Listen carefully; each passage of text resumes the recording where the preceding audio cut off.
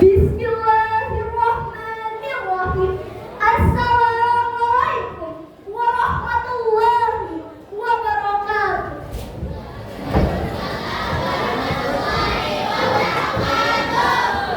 Alhamdulillah, alhamdulillahirabbil alamin.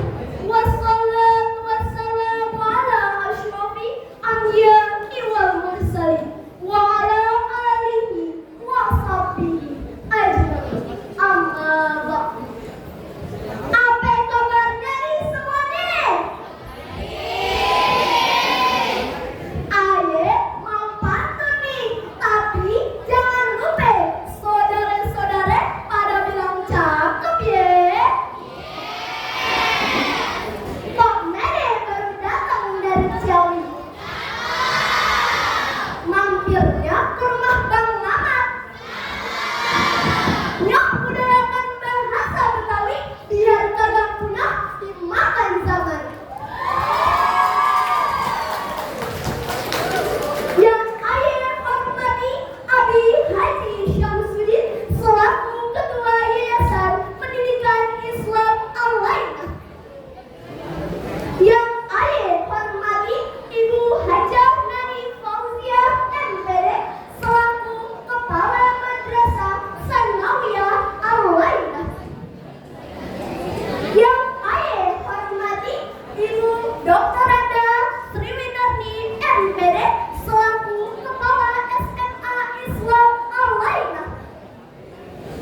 Serta yang ayah hormati para Dewan Juri Penilai Lomba Pidato Parade Bulan Bahasa 2025. Pertama-tama dan yang paling utama, marilah kita panjatkan puji syukur kehadirat Allah Subhanahu wa Ta'ala, karena atas rahmatnya kita semua dapat berkumpul di sini dalam keadaan sehat walafiat. Tak lupa marilah kita haturkan sholawat serta salam kepada baginda besar Nabi Muhammad sallallahu alaihi wasallam. Bapak, Ibu guru, serta teman-teman yang ayah sayangi, izinkan ayah pada kesempatan hari ini untuk berpidato tentang pentingnya melestarikan budaya Betawi. Perkenalkan semuanya, nama ayah Kayula Tiara Maharani dari kelas 82 Al-Tindi. Di sini ayah akan menyampaikan masalah apa aja yang berada di asal suku ayah, yaitu kota Jakarta. Jakarta adalah ibu kota, tempat di mana pusat kegiatan negara ini berada. Pusat informasi dan masalah negara ini. Banyak sekali isu dan masalah yang berpusat di ibu kota. Orang bilang di Jakarta banyak pemabuk, pelacur, pencuri, dan koruptor. Semua masalah yang terjadi memberikan dampak buruk kepada suku Betawi. Suku Betawi orang bilang suku yang kasar, cuek, dan membuat onar. Asumsi itu muncul ketika permasalahan di ibu kota semakin banyak terjadi. Mau nggak mau, suku Betawi sebagai tuan rumah yang dinilai oleh masyarakat. Padahal belum tentu yang membuat onar di Jakarta adalah masyarakat Betawi. Sebagai pemuda, ayah merasa bahwa asumsi buruk dan prasangka yang ada haruslah dihilangkan. Kalau diteruskan, maka kesalahpahaman akan terus berlanjut. Kesalahpahaman antar suku, bahkan sesama suku yang ada di Indonesia. Sebagai generasi muda, kita harus bisa